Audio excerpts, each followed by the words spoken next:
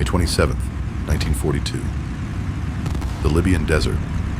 Rommel's Afrika Korps smashes through British lines at Gazala, racing east toward Egypt and the Suez Canal. But one position refuses to collapse: Bir Hakeim, a forgotten oasis, a French fortress that shouldn't exist. 3,700 men of the Free French Brigade hold a square mile of sand and stone.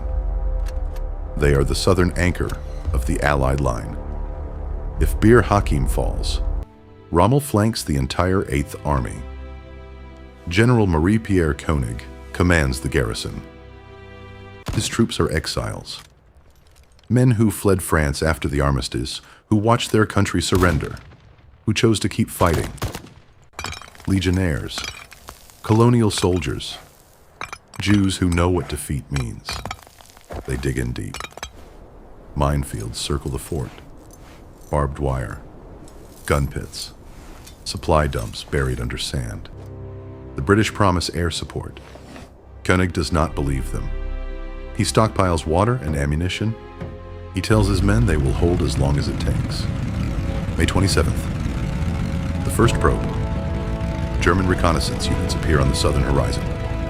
Armored cars, motorcycle troops. They test the perimeter. French artillery opens fire. The Germans pull back. Surprised. They expected a patrol, not a fortress. May 28th. Italian infantry arrive. The Ariete Division. They advance in open formation across the dunes. French machine guns cut them down. The Italians retreat, regroup, attack again. The pattern repeats for 3 days. Each assault breaks against the minefields. Bodies pile up in the wire. Rommel grows impatient. He needs Bir Hakeim silenced. His supply lines stretch too far. His armor races ahead, but his flank is exposed. He orders the Italians to take the fort at any cost. June 1st. A full Italian division surrounds Bir Hakeim. Artillery pounds the French positions. Stukas scream down from cloudless skies. The bombardment lasts 6 hours. Then the infantry comes. Wave after wave. French guns fire until barrels glow red. The Italians gain a foothold on the northeastern sector. They push into the outer minefields. French counterattack at dusk. Legionnaires charge with bayonets. Hand-to-hand fighting in the trenches. By midnight, the Italians are driven back. But the French have lost 50 men. Koenig counts his remaining strength. 3,600. Ammunition is low. Water is rationed. The wounded lie in dugouts with no morphine. The British send a convoy. It is destroyed en route. Bir Hakeim is alone. June 2nd, 3rd, 4th. The siege tightens. German artillery joins the Italians. 88mm guns. They fire directly into bunkers. French positions disintegrate. Men shelter in collapsed dugouts. The heat is unbearable. 45 degrees Celsius. Water supplies drop. Koenig orders half rations. The garrison eats canned food and stale bread.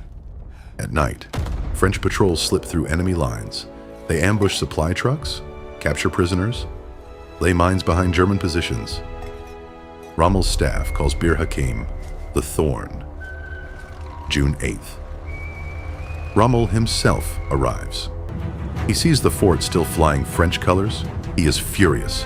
He pulls the 90th Light Division from the main front. Elite troops.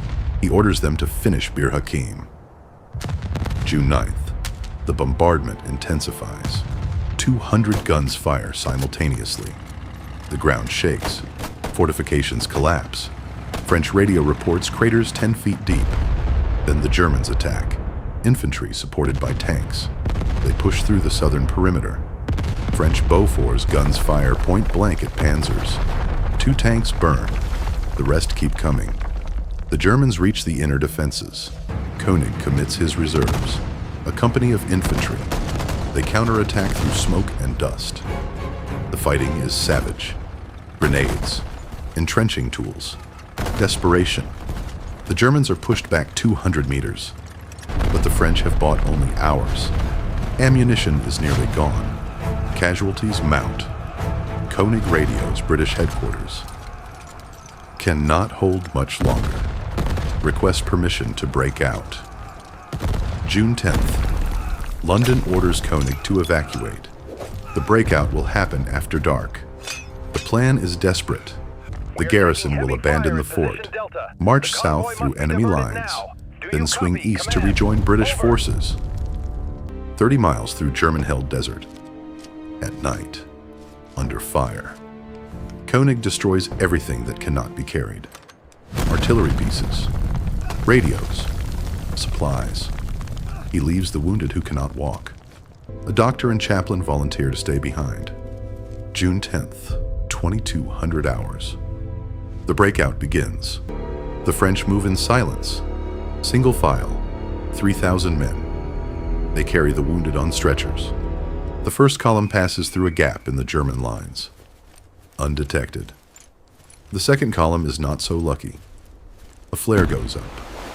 Machine guns open fire. The column scatters. Men run through minefields. Some units lose contact. Fighting erupts across the desert. French rearguard holds off German pursuit. They fire until their ammunition is gone. Then they surrender. The main body pushes forward. June 11th, dawn. The survivors reach British lines. 2,700 men, 2/3 of the garrison. They carry their wounded, their weapons, their flag. Koenig is the last man out. The British greet them with silence, then applause. The Free French have held Bir Hakeim for 16 days. They have tied down an entire German division, delayed Rommel's advance, given the 8th Army time to regroup. Churchill will call it a turning point.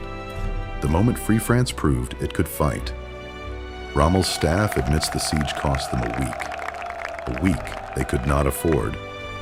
At Bir Hakeim, 3,000 exiles became a symbol, not of victory, of refusal.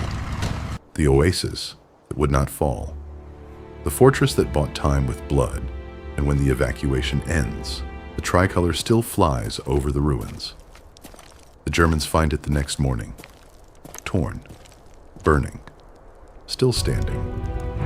3 months after Bir Hakeim, Rommel faces the British again, at a railway stop called El Alamein. This time, there will be no retreat. Coming next, the battle that turned the tide in North Africa.